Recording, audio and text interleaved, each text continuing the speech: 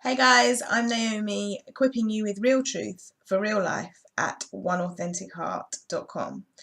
And today's video is just an impromptu little video that I wanted to create, just sharing this idea that I've just had today around principles and presence, the principles of God and the presence of God.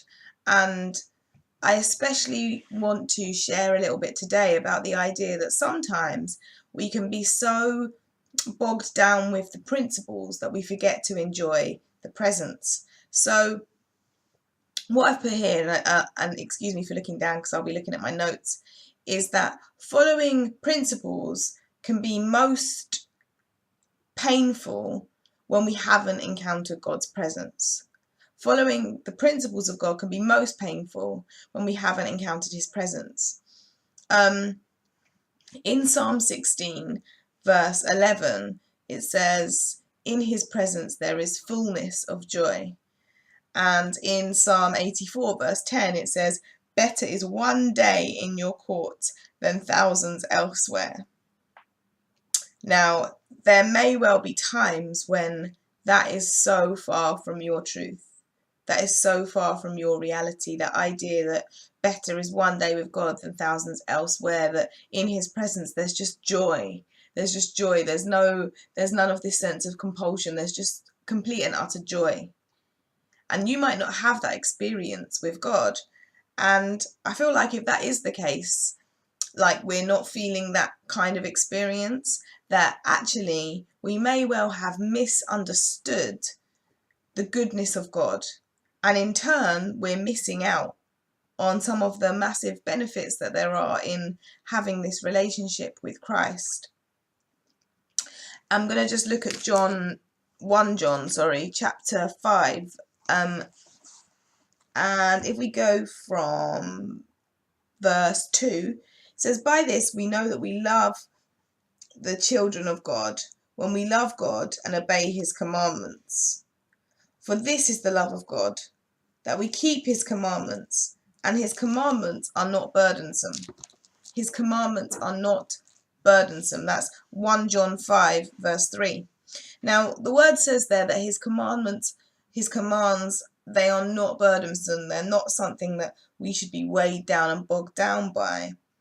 But yet, I'd say that, and this is just me speaking for me, that in my flesh, in what I feel on a day-to-day basis in terms of my flesh, without having that prayer time and that quiet time with God, I can feel like those commands are quite burdensome. Those commands to love your enemies, those people that hurt you, to love them and to forgive, and to be sacrificial of our time, of our finances, of ourselves, to give away. All of those things can be quite painful and quite jarring in a sense if we have not fully understood the goodness of God. They can be burdensome commandments, and I feel like if that's a place that we are at, that the commandments seem burdensome, then we're not seeing God for who he is, a loving father. God so often described as a loving father, and at church we sing that song, "You're a good, good father, that's who you are, and I'm loved by you, that's who I am." But sometimes maybe we sing those words and we're not actually believing the truth of them. Perhaps sometimes we're saying you're a good, good father, but we're thinking actually you're kind of a stern, scary father who I don't want to approach with any of my needs or concerns because I'm scared of what you're going to say. In Matthew chapter 7, verse 9, Jesus is talking and he's outlining the principle of asking, seeking and knocking, that kind of common verse that we know: ask and it will be given to you, seek and you'll find, knock and the door will be open to you.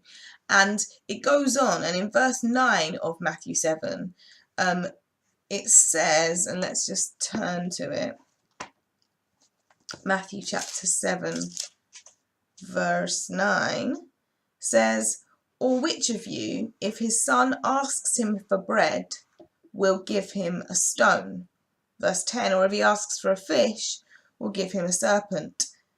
Verse 11, if you then, who are evil, know how to give good gifts to your children, how much more will your Father who is in heaven give good things to those who ask him? How much more will God give good things? We can sing you're a good, good Father, but we have to believe that and know that and trust that and have faith in that. Going back to the 1 John 5 passage, just after verse 3, which I read, which says, for this is the love of God, that we keep his commandments, and his commandments not burdensome. Verse 4 says, for everyone who has been born of God overcomes the world, and this is the victory that has overcome the world, our faith. Our faith has overcome the world. If we have this small faith or no faith, because all we think of God is that he's a stern, strict father that has nothing good for us, and actually we're scared to ask him for anything, we're scared to step out in faith for anything because we don't really have any, then we've just limited God. We've made God small, and we're just kind of dwelling here in our fear, and we're not going to ask him for anything. We're not going to see him as this good, good Father that we sing about. The victory that has overcome the world is our faith. When we have faith to believe that God is who he says he is, that's when we are mobilized into action. That's when we're mobilized to do something about it.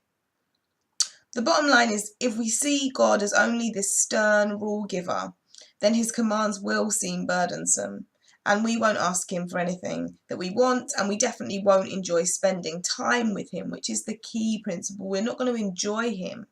We're not going to enjoy the presence of God. We're not going back to those verses that I introduced this video with, that Psalm 16, in your presence there is fullness of joy. Psalm 84, better is one day in your courts than thousands elsewhere. We're not going to see those things. We're not going to understand those things if we see his commands as burdensome, if we don't enjoy his presence.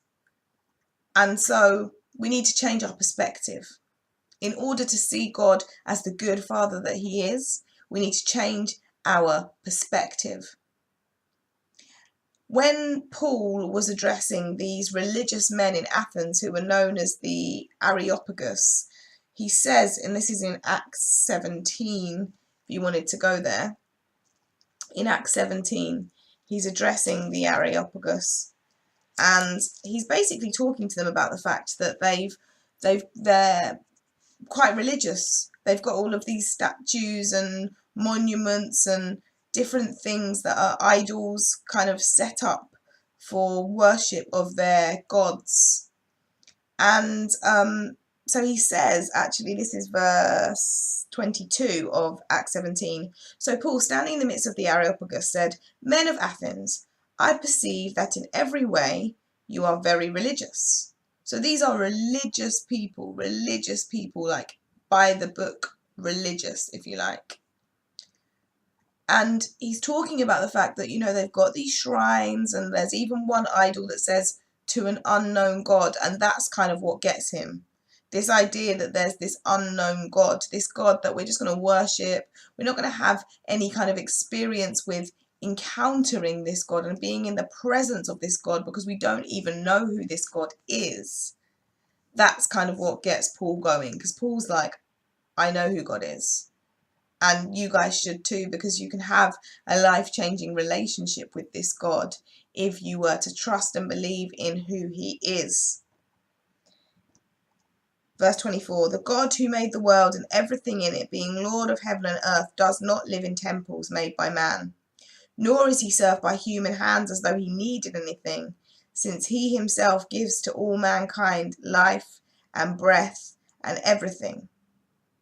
He made from one man every nation of mankind to live on the face of the earth, and having determined allotted periods and boundaries of their dwelling place, this is the key one, verse 27, that they should seek God and perhaps feel their way towards him and find him.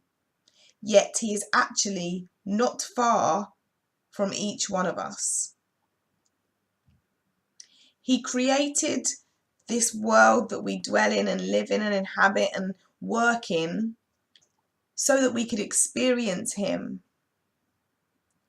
We have all of these created things around us, and we might know them quite well, the places that we go to, the people that we meet.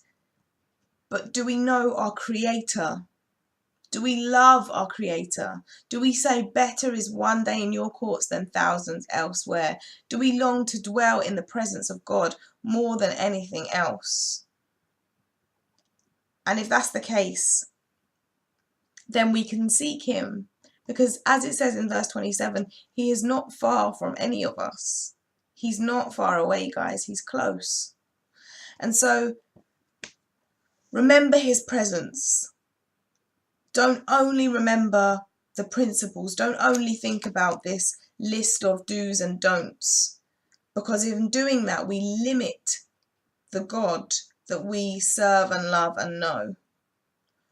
Encounter His presence. He is not far from you today. Seek Him. Pray. Ask God. Put on some worship music. Just say a simple prayer. Lord, I want to know you more.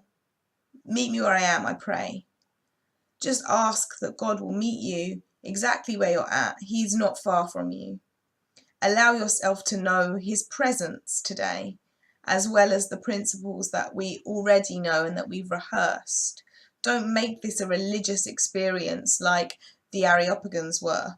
Don't make this kind of ritualized experience.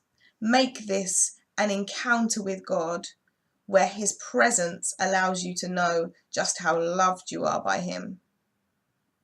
I hope that blesses you today and that you have a great rest of your day. God bless.